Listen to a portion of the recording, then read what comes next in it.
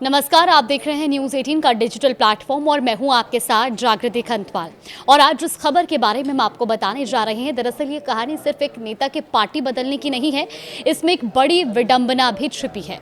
क्योंकि 4 साल पहले राघव चड्ढा ने खुद एक बिल लाया था जो दल बदल को बहुत सख्ती से रोकता। अगर वो बिल कानून बन गया होता तो आज राघव चड्ढा की कहानी कुछ और होती। जी हाँ, 4 साल पहले राघव चड्ढा राज्यसभा के सबसे युवा सदस्य थे और अगस्त 2022 में उन्होंने एक प्राइवेट मेंबर बिल पेश किया था। इस बिल का मकसद क्या था? दल बदल कानून को और ज्यादा सख्त बनाना। अगर वो बिल कानून बन गया होता तो आज राघव चड्ढा ना तो आम आदमी पार्टी छोड़ पाते और ना ही अपने 6 साथियों के साथ बीजेपी में शामिल हो पाते। 2 दिन पहले ही उन्होंने खुद ये ऐलान किया था कि उनके पास पार्टी के 2/3 सांसदों का समर्थन है और यही मौजूदा कानून की शर्त भी है कि अगर किसी पार्टी के 2/3 सदस्य साथ में दल बदलते हैं तो उन्हें अयोग्य नहीं ठहराया जा सकता। लेकिन राघव चड्ढा का खुद का प्रस्ताव इससे भी आगे जाता। जरा अब आप ऐसे समझिए कि आखिर वो बिल क्या था। देखिए, सबसे पहले जो बड़ा बदलाव, जहां मौजूदा कानून 2/3 यानी कि 2/3 बहुमत की बात करता है, वहीं राघव चड्ढा का बिल इसे बढ़ाकर 3/4 करना चाहता था।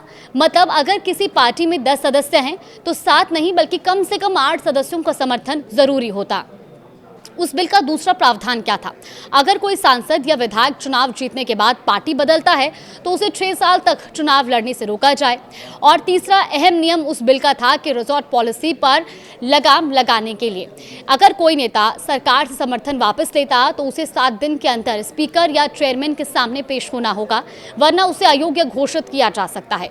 और सबसे अहम बात, इस बिल का मकसद था लोकतंत्र को मजबूत करना और चुने हुए प्रतिनिधियों को खरीद फरोख्त की राजनीति से दूर रखना। राघव चड्ढा ने तब खुद कहा था कि जनता के जनादेश के खिलाफ जाकर दल बदलना गलत है। उन्होंने ये भी कहा था कि 10वीं अनुसूची का दुरुपयोग हो रहा है और ये लोकतंत्र पर एक कलंक है। लेकिन आज वही राघव चड्ढा उसी 10वीं अनुसूची के मौजूदा प्रावधानों का सहारा लेकर दल बदल चुके हैं। और यही इस पूरी कहानी की सबसे बड़ी विडंबना है। अगर उनका 2022 वाला बिल कानून बन गया होता तो आज उन्हें 6 नहीं बल्कि 7 सांसदों का समर्थन चाहिए होता। और सिर्फ इतना ही नहीं, उनकी पूरी टीम पर 6 साल तक चुनाव लड़ने पर रोक भी लग सकती थी। तो सवाल उठता है कि क्या कानून सख्त होना चाहिए था? क्या मौजूदा दल बदल कानून में खामियां हैं?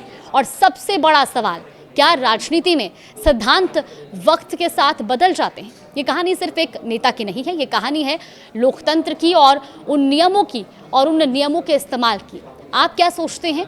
क्या दल बदल कानून को और सख्त होना चाहिए? अपनी राय हमें ज़रूर बताइएगा।